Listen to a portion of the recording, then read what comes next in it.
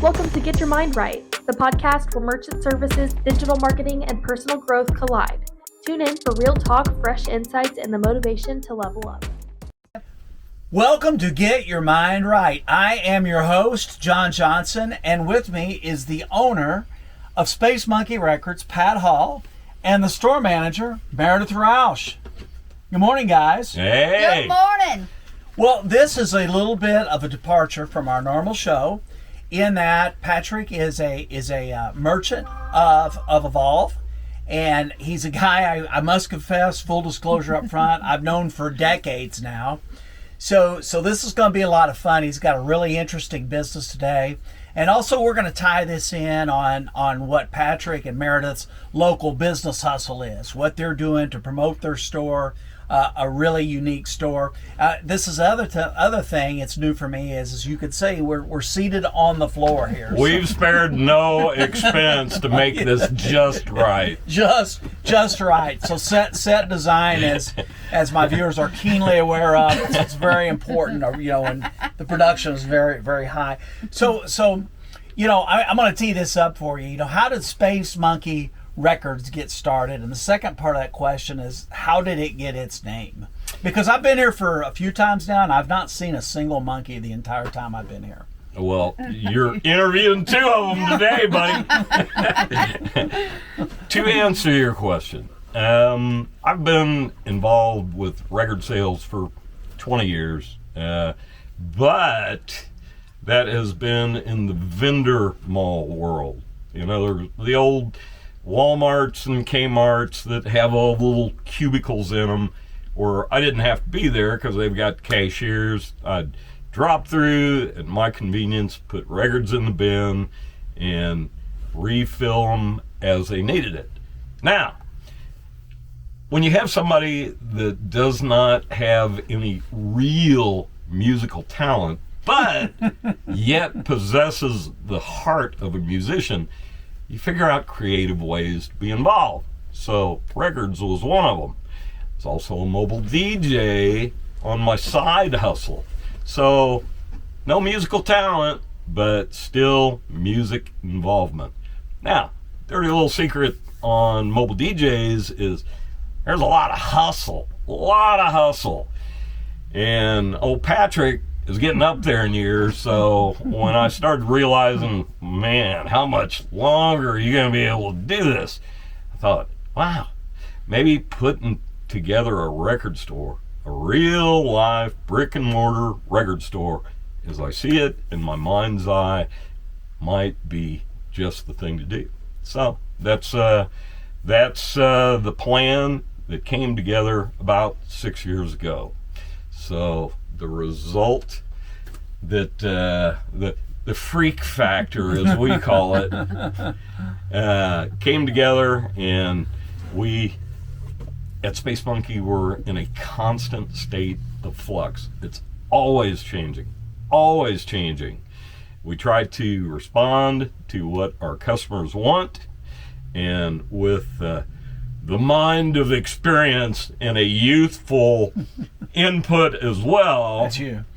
Yeah, it's like the best of old and new. So tell me how all this sprang from a Craigslist ad. Okay, so I attempted at being a stay-at-home mom, and I'm not cut out for that. So yeah, salute to those stay-at-home moms. But I hopped on Craigslist, and I was just like looking for little things to do, and I ran across his ad, and I don't even know what it was for or what it said. I have no long hours, low pay, apply today. Immediately you were hooked. Sign me up! Anything to get me out of the house from the kids? Absolutely. Because, so I got in here, and, he called me and said I stood out, and he wanted to meet me, and we set up a day and time. And what I do, Pat? she made nearly a fatal mistake. She came into an empty building with this guy, and I said, weren't you scared to like meet somebody that you don't even know? She said, no, because I told my grandpa where I was going, which I replied, yes, but you never showed up. And then she was just gone. Now, we from the very beginning, we clicked, we worked together well, and most importantly, even despite all the hard work, we managed to have fun while we did it. So it's been a real building process. So I could tell you from experience, a trip to Patrick's house is like nothing else that you'll experience. I'll just give you one brief example here. He's got a pool area. It's a lot more than a pool area. There is a guitar bar there. If you can imagine that, it's a guitar bar. It's a freestanding building. And there's another freestanding building that's the A-frame, and there's a sleeping quarters in that. And there's yet another building on the side of that. It is quite the complex, and I bring that up because that is symbolic of Patrick's lifestyle. And I remember he told me several years ago, if you put one of these ads out on the Thrifty Nickel or on Craigslist, no matter how obscure that is, your phone will ring. And correct me if I'm wrong, that was your entree into vinyl records. Well, it's, again, I guess goes back 20 some odd years that I, for whatever reason, just decided to rekindle my vinyl collection from back in the day.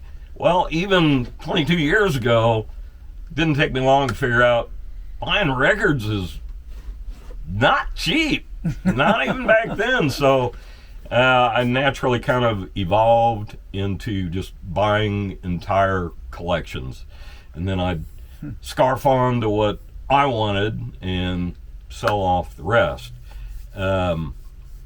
So just for your own personal collection. That's right. Okay. I don't think I knew that. Which is actually pretty modest. I figure there's maybe 2,000 records that I call keepers for my own collection, and we've got customers that have way more than 2,000 in their collection. Once you're hooked, the vinyl obsession can run deep. It does. So you've really you guys have really ripped the cover off the ball with this store here. I mean, obviously you're here to turn a profit, but it's like a museum and a vinyl collection. You've got vintage stereo equipment, which I know you've told me, Patrick, there's a market for that. I don't think I've seen anything quite like this. Is there? I know you look around nationally. Is there anything quite has the flavor that what you have here?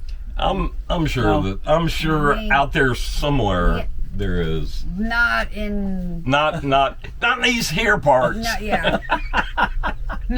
It's retro's a big thing, and I have the advantage of recognizing these iconic things as you and I grew up, and there is just a real appeal to be near that kind of thing, all the way back to Marilyn Monroe and Ninja Turtles, and there's just a lot of that stuff, and that is how we've chosen to decorate, kind of like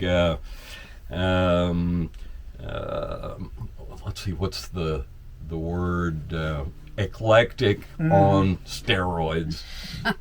Well, this that making a trip here, it's like for folks our age and older in our age bracket. I mean, this is a time capsule.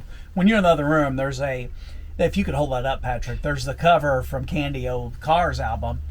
And I was telling Meredith that I think I was 15 when that album came out, and literally every boy in America, and girl for that matter, knew who the Cars was and knew what Candy O was in that album. Best Some good album, things like that today. best album cover ever, and the music's good The too. music is good. Yeah. In my no joke, in my estimation, that's the Cars' best album, and they're one of my all-time favorite it's bands. iconic. So Patrick, I remember. I guess this was probably the first time was 8 to 10 years ago. You and I were having an adult beverage, and you were telling me you were really making some money on your records, and you were figuring out how to buy them. But your missing piece was that you would have a store where people would bring records to you rather than you running these ads and going out to see them. And I remember, smiling and nodding, wanting to encourage you and thinking, well, he's lost his freaking marbles on this. But years later, here you are. Yeah, the albums that we have in our vendor mall locations, our closeout store, and here at the main store would number about 300,000. So 300,000. So I feel he's modest. yeah, well, He's modest. I'm a very More than that. conservative individual. Very conservative. I can't even get my head wrapped around Now he's a that. liar.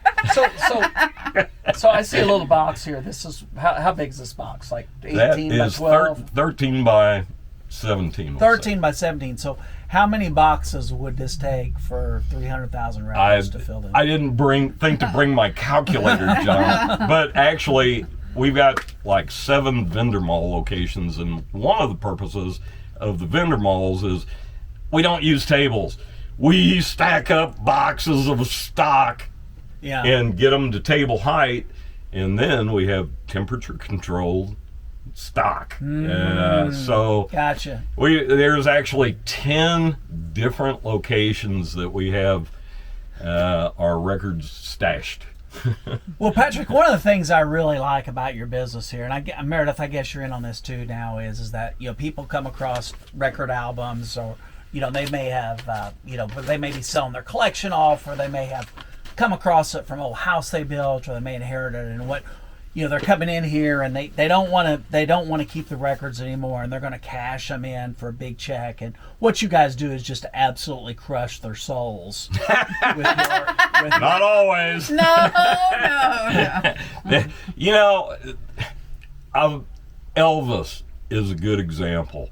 Now, you got to take into consideration that on a slow day, we will have 1 or 2 people that come into the store that have music media to sell us. On a busy day, we could have 6 or 8 different groups of people that bring us music media. Now, it's not all a fit. Sometimes they roll in pickup trucks. On a pretty day, in the back of the pickup is full of records, and I'm gonna exchange this for stacks of $100 bills. well, I'm thinking, even though I didn't bring my calculator, a pickup load full of albums, if they're the right albums, that could bring pretty good money. Yeah. But if it's like orchestral and what I lovingly refer to as grandma music, not saying that it's not beautiful music. Your It big is. band. We all love it. But the sad truth is that the audience, for the most part, of that type of music is not here with us on this planet anymore. Now, there are enthusiasts, but we have to focus on what sells for us and what we have aligned ourselves with. Yeah. As a record store, even though our focus is on rock oriented, whether that's hard rock, heavy metal, classic rock, all that is our special emphasis. But as a record store, we have all the genres, and even some of the classical big band stuff. But it's a pretty small section because, we stock in direct proportion to what we get requests for. So I want to interrupt your train of thought here. So you guys may not know this. Our mediums are Spotify, Apple Music, and YouTube. And we have some folks watch this on YouTube. And you may have seen the cat walk by. That's Ringo. It's a cat. It's not a monkey. And just for the record, they tell everyone it's a monkey. No one believes that. Okay, everyone sees that's a cat. It's Ringo. It's Ringo. Ringo the cat, not Ringo the monkey. Ringo is absolutely a superstar in this store. So Patrick, I love this because one of the things that you've told me this happens on a regular basis is people will roll up in a car or an SUV and they've got a trunk load of records, and they come in one crate at a time, and you quickly stop them at the door. Yeah, we'll come out there and look. We'll come out to you, and then if we're revolving in the same orbit, then at that point we'll bring them in and have a closer look. I'd mentioned Elvis, and the reason I mentioned Elvis is so many people come in, they say, I got a group of Elvis records at home. I know you'd love to get your hands on that. And because they think it's rare. And, I can understand that. However,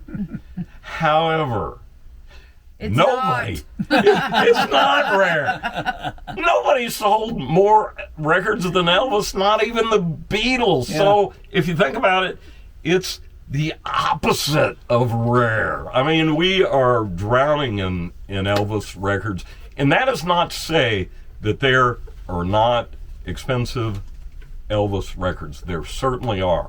But I will have to say, you got to go through 38 other ones before you find one that's of consideration. $10.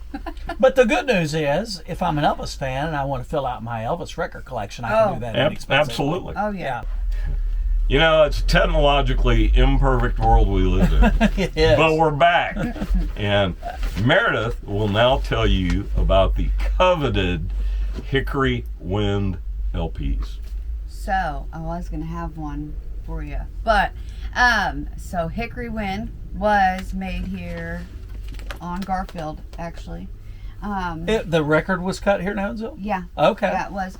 And they pressed it, I think, in Ohio. But anyways, it's like several $1,000s. And it's folk, like, psychedelic rock. What year 60s. was it? 60s. Okay. Well, I think like 68, somewhere. Yeah. So what makes this record so valuable? Because again, Patrick's told me a story 2 or 3 times, and Hickory Wind. See, I barely remember it. Yeah. You just told me this. Yeah. Okay. What makes this record so dang valuable? Supply and demand. Yeah, I mean, there's really not that many of Why them. the demand? The story is, and I'm sorry, sometimes I do that. Sometimes. They recorded the music here in Evansville, and they had 200 of the original albums pressed, but they didn't sell. Nobody cared about buying them. I mean, they sold a few, but many years later, a critic discovered Hickory Wind. They said, "This is the best thing since sliced bread. This is the psychedelic album you've got to have." And people bought into that. Yeah. So I'm assuming you both have listened to it. Yeah. Yeah. You're less exuberant than the critics. I mean, I wouldn't spend over $2,000. yeah, and that depends on the But condition. I mean, it can go down to. So literally there were 200 pressings of this. Isn't that correct? Am I remember that? It was only a couple hundred. I know. Wow. Yeah. So one in pristine condition. That's going to be. That's going to be what we call a bell ringer. Yeah. They reissued it and made 500 in recent years, and those still sell for like $50 to $100. Oh my goodness! And that's still nuts to me. And what was the connection where the guy actually was part of the band and he connected with you? I can't remember if he was the drummer, but he just came into the store and he said, "That's me." Yeah. And this was very early in our own video making. Getting started mode. So he finally got, I think, frustrated and said, "Well, when you guys get your shit together, maybe I'll come back then." And it took us a while for that to happen. So. right, I want to do a lightning round hot takes with you. Okay, best album cover art of all time. No way. So did you have that sitting there for us? That is exactly why I had this out. I take my copy with me wherever I go. Meredith? Oh, God. Ugh. There just aren't as many Beefcake albums.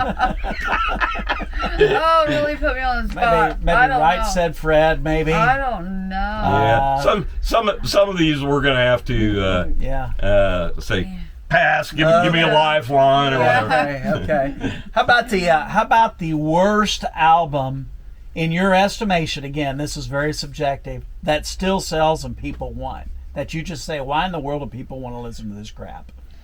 Bette Midler, any of them. Or Barbara Streisand. I don't understand that. Okay. I really don't. Man, both of those ladies have sold billions of records, and we know who sold back in the day because they're always there. But yeah, it's just being of the harder rock variety. Yeah, it's not our cup of tea. Gotcha. Okay. Let's go to the other side of this. What are the most underrated albums of all time?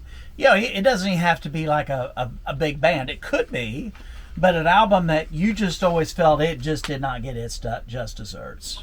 I would say 10cc, which I dearly love, and they certainly had some success, but their biggest hit was about having a picture on the wall to cover a stain. Why is their shittiest song of all time this big hit? The rest of their albums are great, and it's all right song. It's all right. Meredith, what was the question? It was an underrated one. Underrated band or album. Underrated band or album. Just make something up. Yeah, you can't say Nirvana either, by the way. No, I would not say Nirvana. I would say Moody Blues, the Future Past album. Okay. Like, no one really. Moody Blues are awesome. So tell me who was on that. That was what album was that? Take a bow. Was that song that was? This one. You were a singer. Gemini Dream. Gemini. He was a singer. Like morning, day, afternoon, night, and then it's got Nights in White Satin on it. Okay. But if you listen to the whole thing, it takes you through an entire day experience. As the artist original vision. It's underrated. You haven't even heard it. Yeah, so now I had heard of it. I just didn't know what songs were on that. So, the Moody Blues are interesting too because they had a wide appeal. One of my best friends, his grandmother, she was close to 90 when she told me this, and she said something about the Moody Blues. And I remember I was surprised because she was predated rock and roll era, right? She's probably 30s when rock and roll hit, and then that time, those age of people. You want to use that for a desk? That'd be awesome. Thank you. So she not only tells me she likes the Moody Blues. She'd seen them, and I forgot the number, but it was a number exceeding 100 times. Not only that, she was such a big fan, and she's a member of their fan club. Oh my gosh. She not only knew the band members, but they called her by first name. Wow. And her grandson, who's a lifetime friend, I'm like going, you got to be kidding me. He goes, oh yeah. He goes, that's been going on for years. So there you go. Maybe she was the inspiration for the Nights in White Satin. No. Going out on a limb on this. All right, I'm in a store, and Patrick, I know you. Everything has its price, but I'll direct this to both of you. What's that piece of vinyl that they'll have to pry out of your cold, dead hands? I'm glad you asked, John. Once again, you're ready. That would be my Beatles. Hang on, read this part. Oh. Oof. Okay, that won't happen again. All right, well, so we'll start back with the question.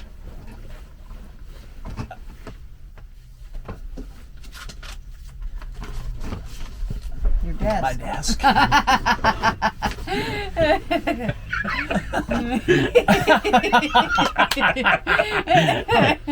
Hey, so I'll direct this question to both of you. We're in a retail environment here. Everything's for sale. Everything has a price tag. But what is the record that someone would have to pry out of your dead cold hands? Well, I'm glad you asked, John, because I've taken the liberty of having that record right here, and it is the Beatles Butcher album. This was such a humongous event. There was outrage when the clean-cut Beatles came out in their butcher smocks, holding baby doll parts, to such an extent that they actually retracted these albums off of the market and pasted over them. Put a sticker on it. Put a sticker over the top of them to reissue them as today and yesterday. Yesterday and today. I knew it was one of those. So, is there any idea how many of the albums got out without the sticker on them? Well, a lot of the record owners and management didn't really send all of their copies back. Now, we would never do that at Space Monkey Records, because if they said, hey, send them back, they would all be there. But, it's just impossible to say how many are out there. But they command a pretty high price. And again, in the world of records, it's all about condition, not only of the record, but also the jacket. And So- lots of the paste overs, people have those removed, and then, You can get it off without tearing the album cover off. Yeah, Well, there's a way to do it, depends. but a lot of them Depends get on who does destroyed it. that way too. So Meredith, what would you call the condition of that album? Of the cover? Yeah. I would, Fair? well, I would, with the stamp on the back, and then you got all the, like a VG. Yeah, it's really, when you get down to grading a either the vinyl or the cover, very picky, because in a record store, it's condition, and that is really what determines the value and the price, because you can take a album like this that is in very poor condition, and the value of the product just falls out at the bottom. So what's that guy gonna go for if you were to sell him? Doesn't Which one matter. do you want? Doesn't matter, because I want. Meredith, how about you? Are you that attached to any album in the store? Not in the store, but at home, my little 45. Well, it has Stevie Ray Vaughan on it prior to him being Stevie Ray Vaughan, only because it was so freaking hard to get. And I don't even like it. It's horrible music, actually. But it's expensive, and yeah. Meredith is the world's biggest Stevie Ray Vaughan fan. I love him. Yeah, he's quality. I thought you were Yes. going to say Sugar Sugar by the Archies, but Yeah, that's the one. Again, I will incent folks who are listening to this on Apple Music or Spotify to check out the YouTube version of this. But, Patrick, I love the sob stories you get in here, that Grandpa had this record collection, and, he really loved it, and I do too, but, I've got rent to make, and, although I'm letting go this family heirloom, I've got to turn that into cash. Patrick, you're known for your great empathy and your love of mankind. Oh, yeah. Sorry about your grandpa, but his taste in music sucks. Get out! No. Now, we both know that you have that just extreme insight and empathy face that you like to give to them when they're telling you this story. So can you share that he with us? passes it to me. That's the trick. Here is the expression, John. is referring to.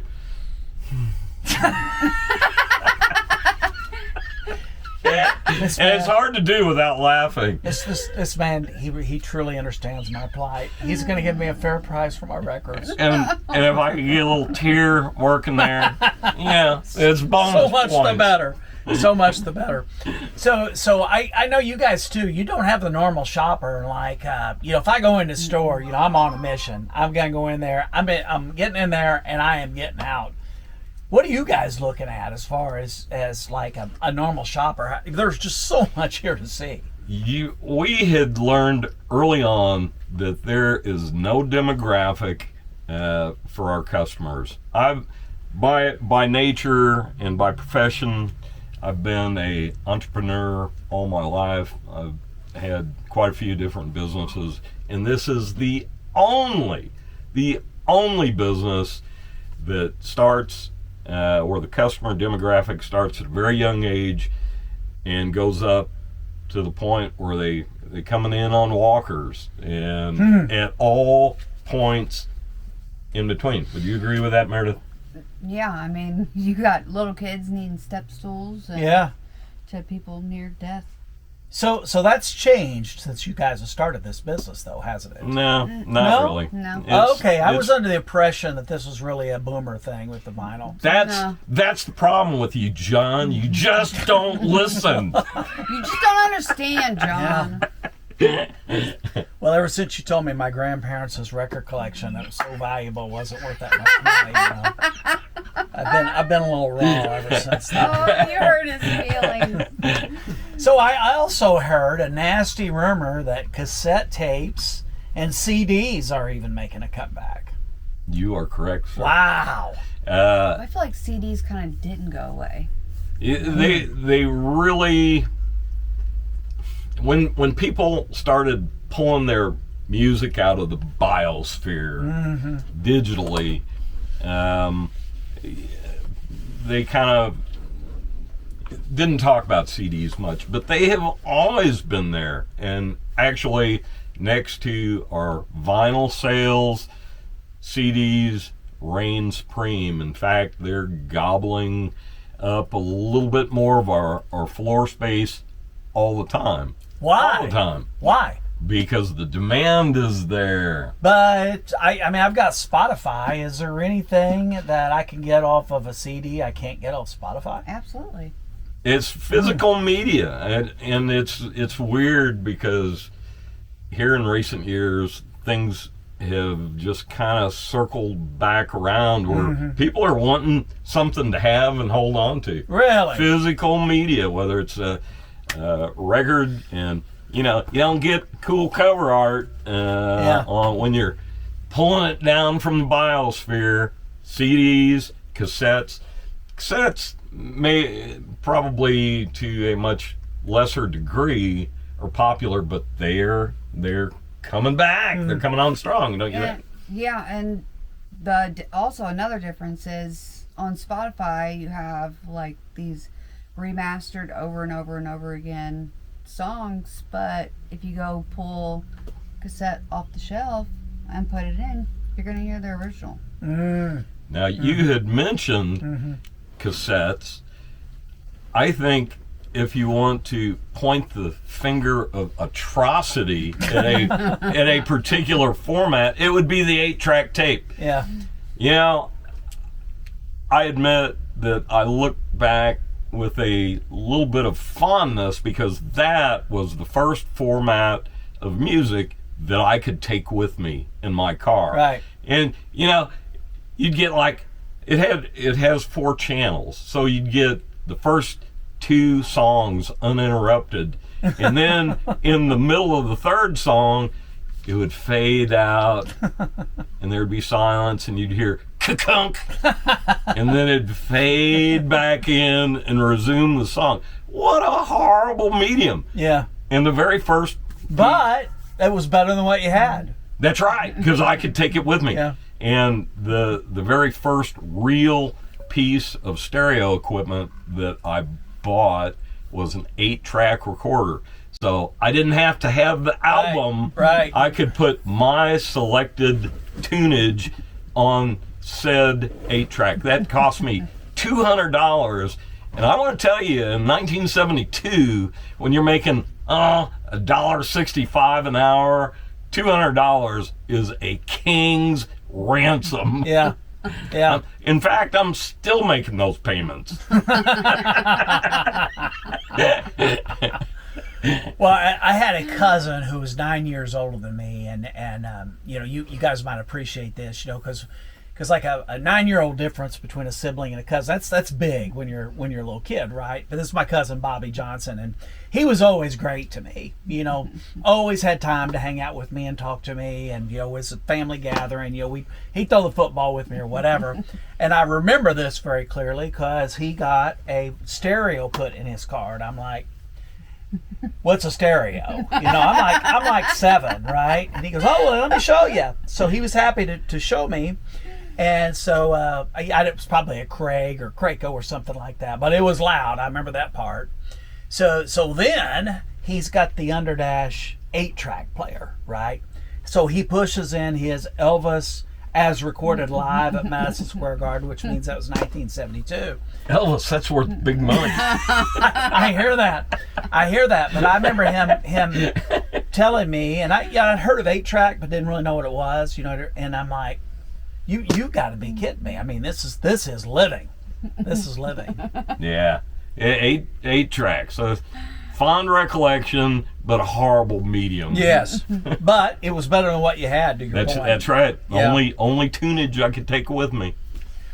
So you know, give me some. You hear varying opinions on this, but you know, vinyl just 10 or 12 years ago was completely dead. I may be getting my timeline wrong, but there was maybe it's further back then. I mean, it was dead. Like I probably had 300 albums and just gave them to Goodwill. Here, take them. You know. So what? You know, we're in a digital world now, and you know, Meredith, you said this earlier. You know, people want that experience and want to own something. But beyond that, why is it people want to have that album spinning on a record player and they want to see that needle and they want to change that album off? What is it about that experience that they have to have? It's all about dropping the needle. And I will take issue with you on whether you want to go back 10 years, 15 years, 20 years. Vinyl has never been dead. Okay, now, I've been dead doing to this. me. Yeah, and you know, there's certainly a slice of the population that feels that way. So at different points in time, a considerable slice of the population. But we have very loyal customers that never stopped buying records, and it's hard to be a record guy with the advent of CDs because, like you had stated, it is just almost puts tears in my eyes to think about all the killer album collections that literally went out to the curb waiting for the trash can. Well, you know, I know in my case, it's after that sour deal I had with you trying to sell you my records. And I don't even remember that deal. Yeah, well, look no further than the mirror for a lot of your problems. So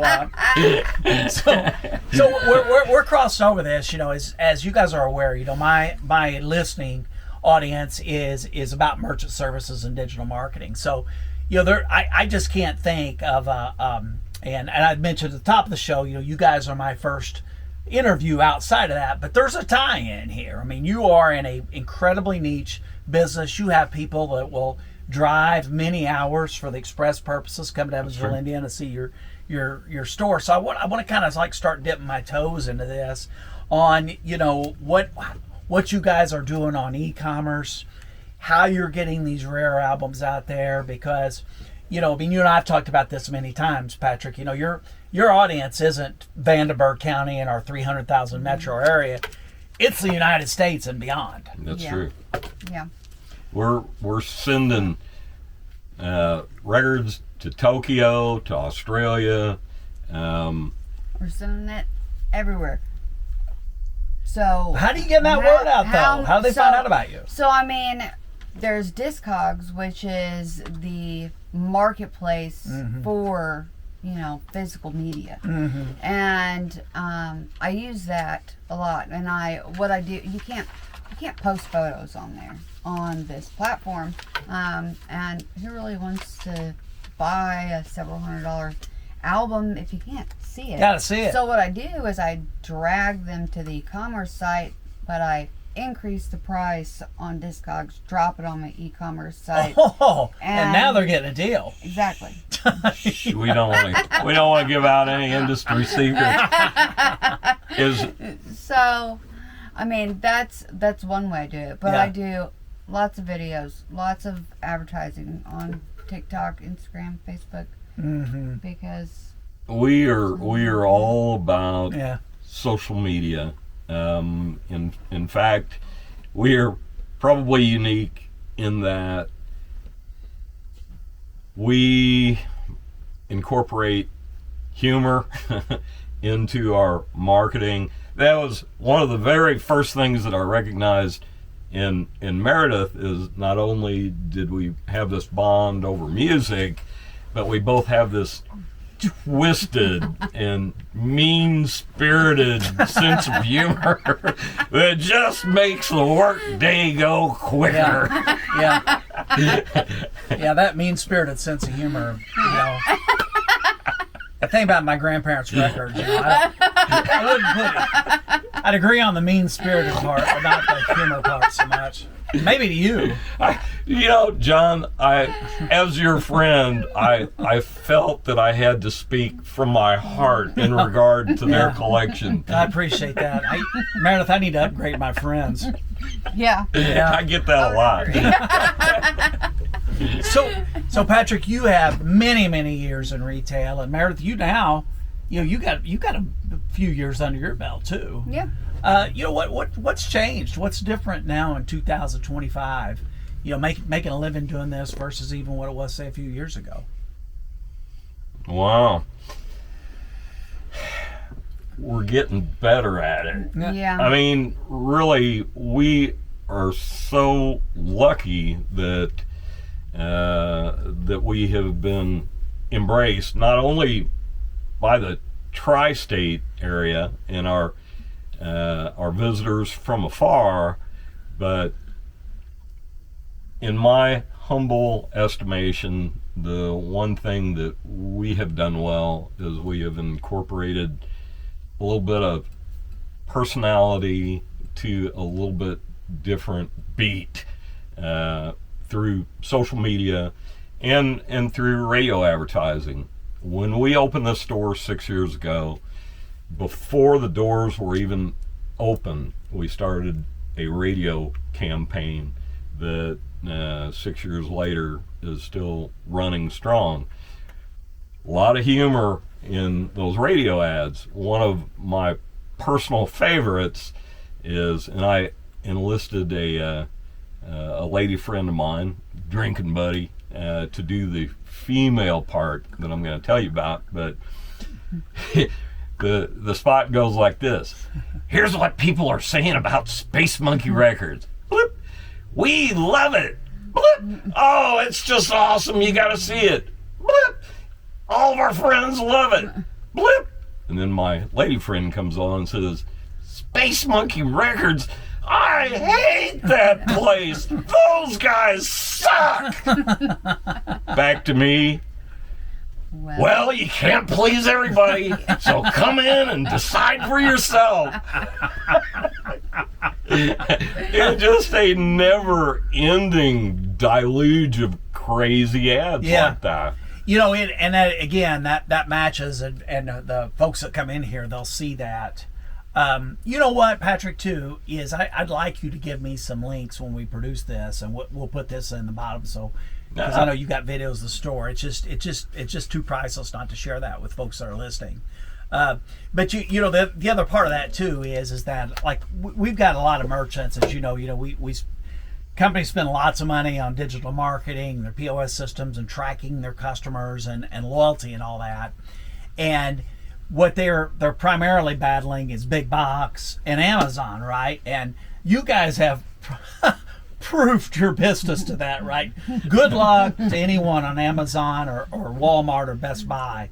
trying to duplicate what you have here. I mean, it's impossible for them to do that. Even if they wanted to do that, you found someone that wanted to do that, which you probably couldn't, they'd be incredibly unsuccessful. If we go back to the days of COVID, that is when we first laid in our home stereo side of this business. So I went out to Best Buy and I counted 1, 2, 3, 4 turntable models that they had in stock ready to go out the door. I think 4 turntables. I can compete with that. He grabbed his chin like that too. So I had one of my guys go around and count all the turntables in our main store and our closeout store right down the sidewalk, and we came up with 73 different turntable models that are in stock and ready to rock. So I don't know, maybe their levels were low at that time, but yeah, I got 70 some odd turntables just alone. Awesome. Well, let's talk about business hustle. You guys have got a great hustle going on here with what you're doing and promoting your business. Like for example, you've told me a few times you bring bands in here. Yeah. That's true. Yeah. It's nuts. Yeah. I mean, first of all, where would you set up? And don't say on the floor. You've heard of the teeny desk concerts. Well, it's not like that at all. In our store. our closeout Oh, okay. store, which is called Roadkill Music Media. Yeah. We've got a stage back there. Now, it's not a big venue, and it's not like we've got bleacher seating or even chairs. When we have a local band, there may be 20, there may be 50 people standing around. These are mini concerts that typically are only 40 minutes. And I'm going to let Meredith tell you about how this all came to be and what we're doing back here. Well, it came to be because I wanted it really bad, so Whatever Meredith wants, Meredith gets. No, I just went for it, and It turned out to be a great thing. Yeah. I mean, he wasn't for it at first, but he came around to it. In all different genres, and actually, the feedback that we get from locals is, man, we think it's great what you guys are doing for these local bands. And it's not just groups that are just getting started, because we've had some fantastic talent. Like the Cold Stairs. I mean, they're international. They tour internationally. I mean, they leave. How'd you get them? Well, They're customers. yeah, Oh, basically. wow. Yeah. And so we'll play a tune for you. It is. Yeah. That is awesome. So when they release an album, we try to have like an album release event, and they perform, and and it's free. Wow, that and is it's so fun. cool. I mean, there's so many fun, different. We do a lot of things that most record stores don't. We're constantly giving away concert tickets. Yeah, no, you mentioned that to me. So how'd you swing that? Because that's not what it once was. I remember, I radio. blame myself. So again, if I want something, no, somebody had reached out to me years ago, and it was a one-time situation.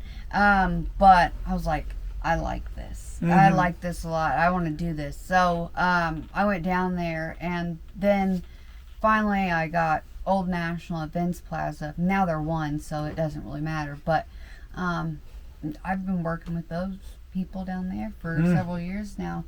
I love them. The Victory, the Ford Center, and the Old National Bank. When we were growing up, that's what record stores did. Right, They gave away tickets. Radio and then, stations. And then that just went away. So we're bringing that back in a big way. I would speculate that over the last 3 years, we've given away hundreds and hundreds and hundreds of concert tickets, comedy events. Turntables. We give away merchandise too, but that kind of led into us interviewing some of the acts that would come into to Evansville, and that is just like way cool. We interviewed a lady forensic psychologist, and Meredith and I are awesome. both big. What is the proper terminology for the shows we watch? Forensic, True crime stuff. Yeah, true crime. Exactly, true crime stuff. And I came to learn that is predominantly something that women follow, which I'm comfortable enough with my masculinity that doesn't bother me at all. Well, that makes one of us. So for you folks watching on YouTube, drop a comment down below if anyone thinks that cat looks like a monkey. Please say so. He doesn't look I just really find that offensive that you're telling people to come in and see our monkey and it's a cat. Everyone knows that's not right. You remember when Bainham's used to have a couple monkeys behind the glass there at Washington Square? Yeah, that was not pretty, if you'll remember. My dad had a pet monkey, and he said they are the nastiest pets you would ever want. I can't imagine an animal that would be more repugnant to drawing customers in than a monkey.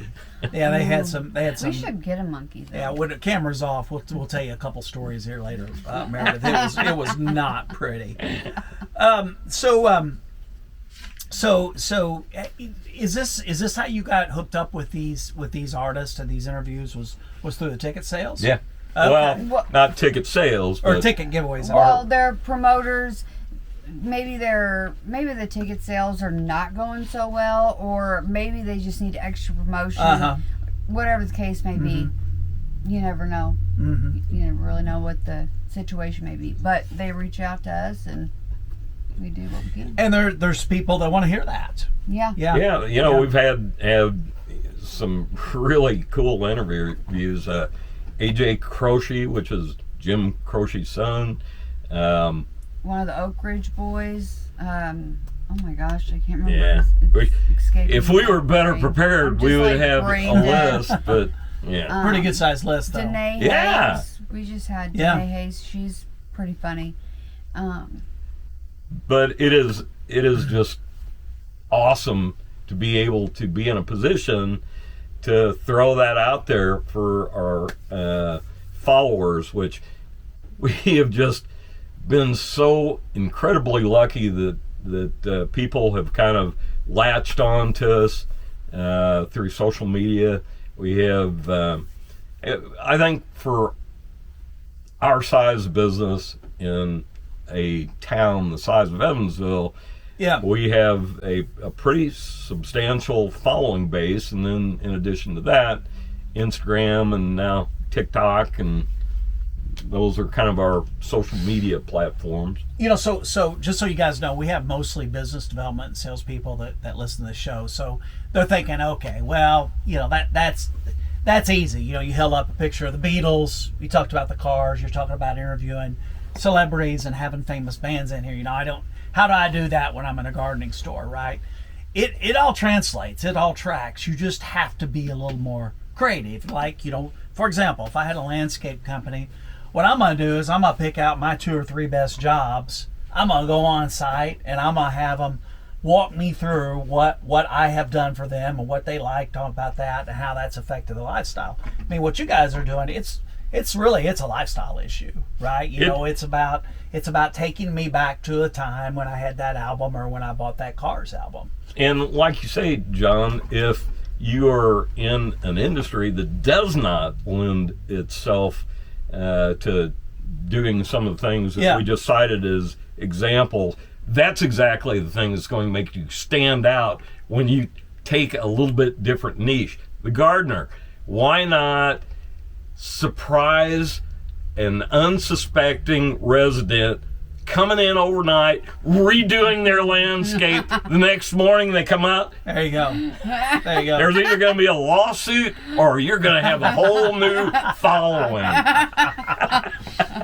So the Midnight Gardener. So to your point, okay, there's things like that in every industry. You don't have to think that creatively, okay? Like for example, like who gets excited about HVAC? No one, right?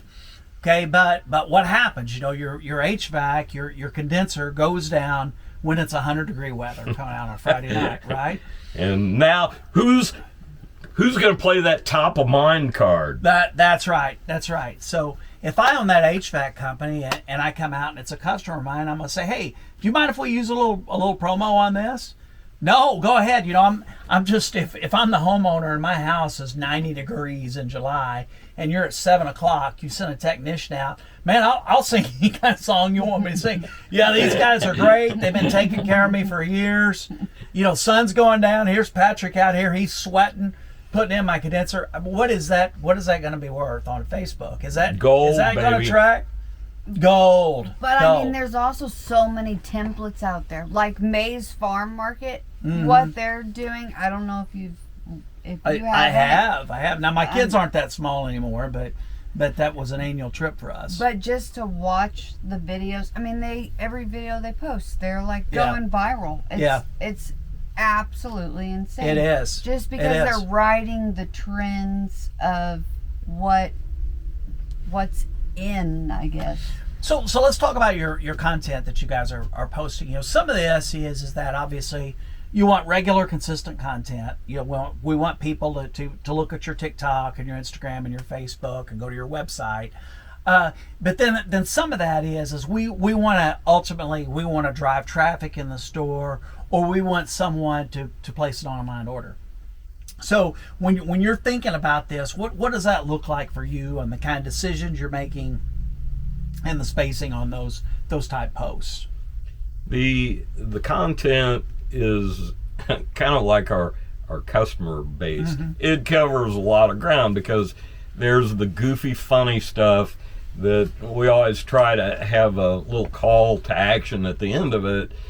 But we also feel the need to educate. We're big on local music history. For instance, the Bull Island or Erie Canal Soda Pop Festival that happened in 1972, I think.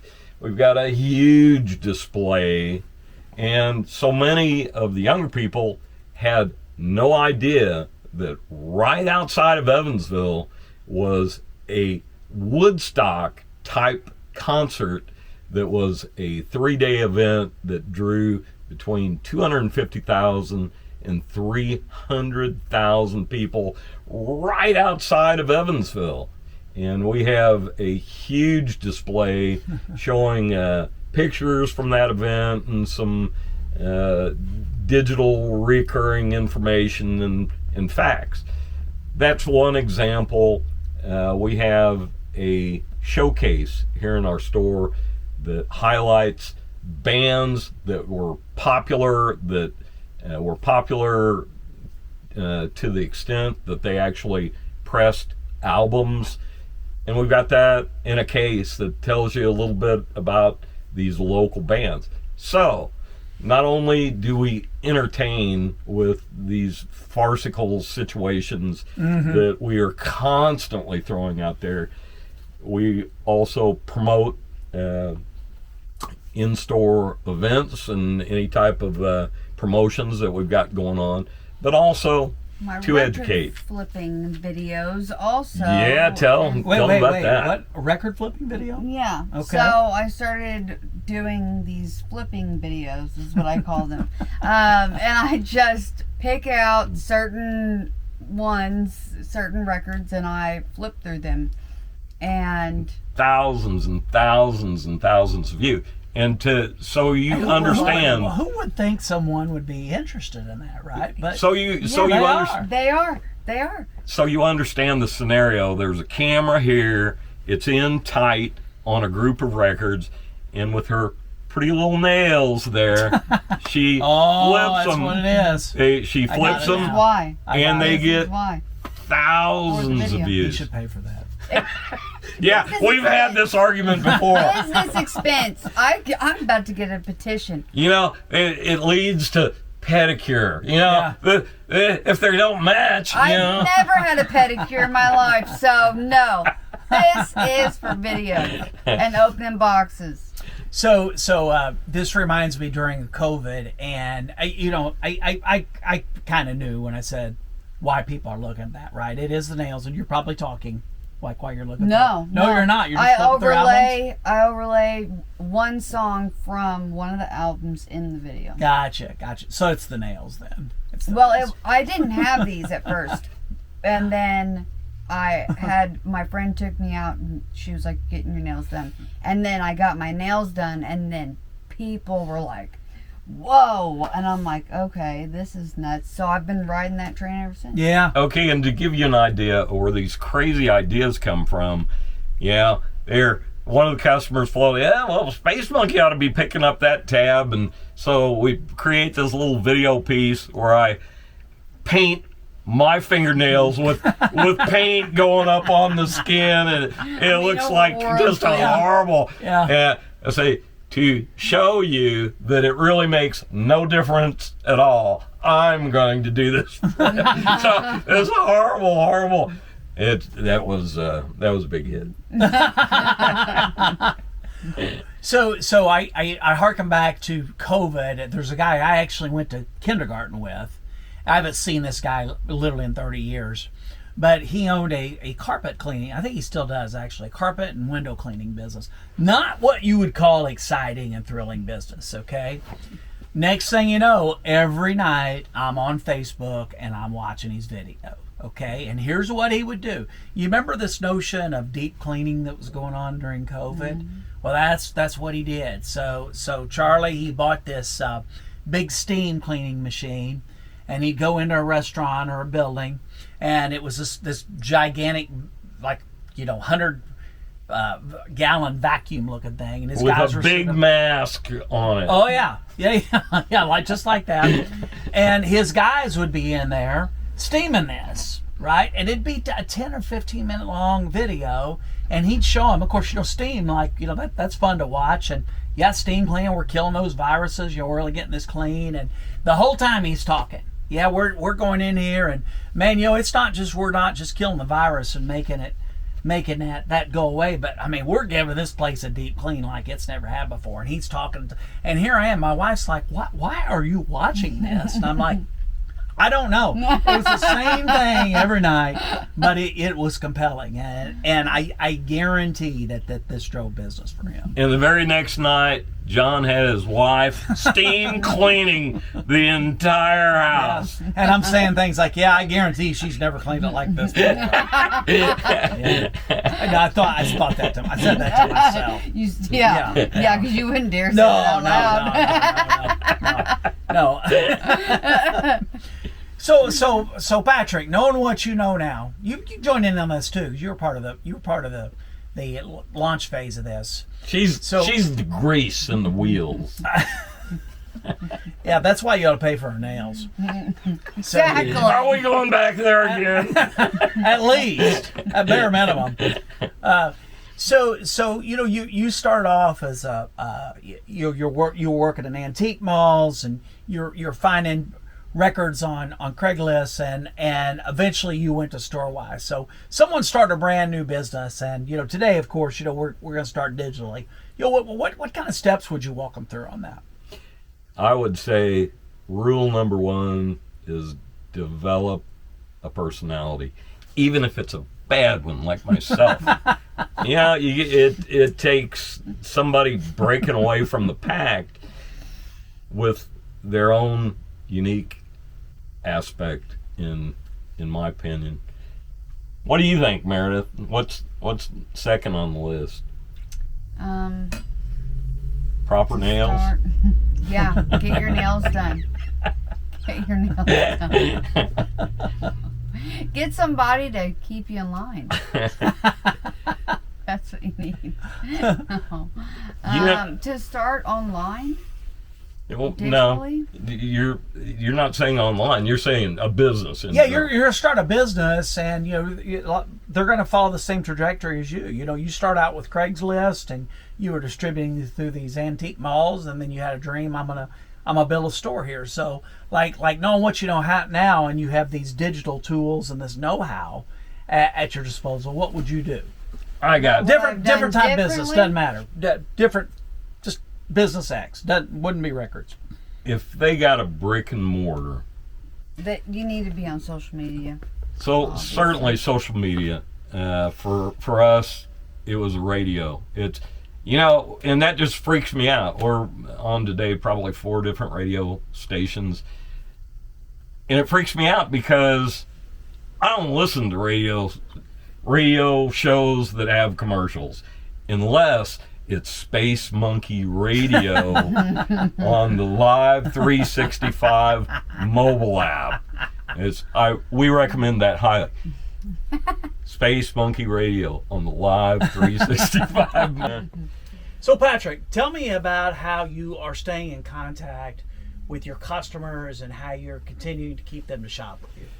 Actually, at one time we had a 4-digit code, pound 4040. I don't even remember what the numbers were, but it was a wonderful thing because we were able to advertise, hey, if you want to be in the Space Monkey VIP Club, just hit pound 4040 on your cell phone and opt in. And it worked like gangbusters. So I bought into that. And we rolled with that for about 8 months. And then the providers of that service said, hey, Space Monkey, guess what? All the nationals are eating up this 4-digit code, so we're going to have to retract that offer. I said, you son of bitches. So anyway, that was yesterday's news, but it taught us a very, very valuable lesson.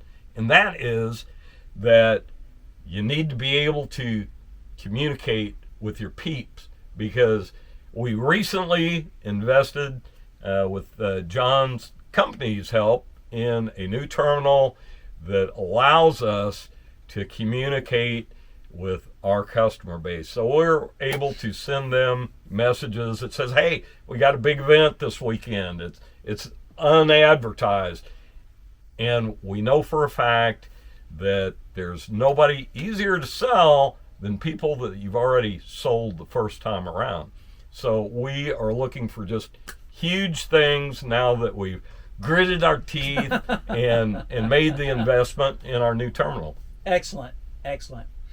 Well, you guys are a great example of a scrappy business, and you spend time and mind share and energy every day on just the creativity of you two of pushing out content there that people want to see and engage with it, and man, the results are just phenomenal.